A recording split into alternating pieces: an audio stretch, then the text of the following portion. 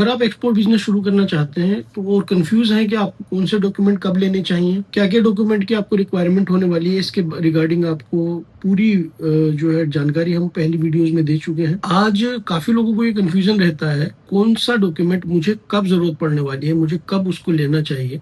तो उसी के रिगार्डिंग मैं आपको क्लियर करूँगा, क्योंकि क्या होता है कि अगर आप बहुत जल्दी इनिशियल स्टेज में अपना पैसा लगा लेते हैं और मेंबरशिप्स ले लेते हैं, जैसे कि आरसीएमसी ले लेते हैं या आप जीएसटी की सर्टिफिकेट ले लेते हैं, तो उसकी आप रेगुलर जो है आपकी एक फ़ीस जाती है, वो चाहे आपकी रिटर्न फाइल करने की हो या मेंबरशिप की हो, तो उसमें आपका पैसा अननेसेसरी वेस्ट होता है।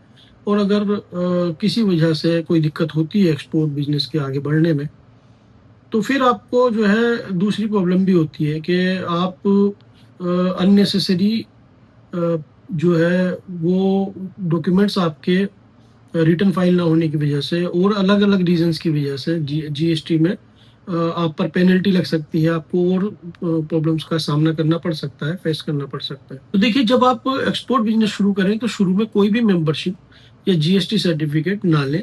आप आईसी बना सकते हैं क्योंकि उसका बहुत ज़्यादा खर्चा नहीं होता है और विदाउट जीएसटी भी आईसी बन जाता है क्योंकि पैन कार्ड पे बनता है वो।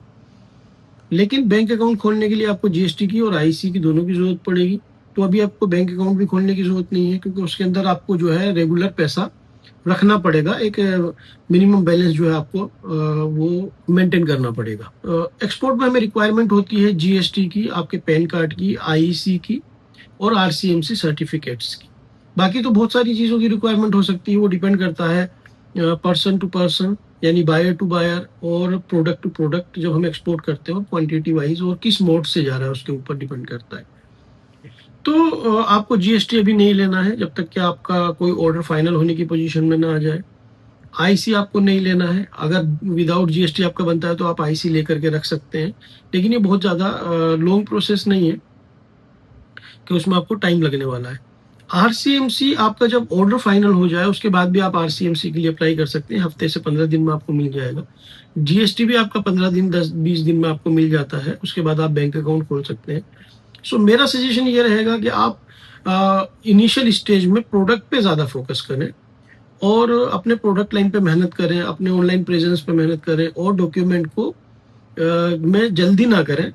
डॉक्यूमेंट तभी लेने हैं जब हमारे वो इस्तेमाल में आए। फॉर एग्जांपल, हमें आईडी कोड की रिक्वायरमेंट है, हमारा बैंक अकाउंट खुला हुआ है, लेकिन आईडी कोड लेकर के हम करेंगे कि हमें यही पता नहीं है कि हमारी शिपमेंट जो है वो बायर कौन से पोर्ट से कहेगा हमें कि शिप करना है, क्योंकि तो बायर के ऊपर डिपेंड करता है।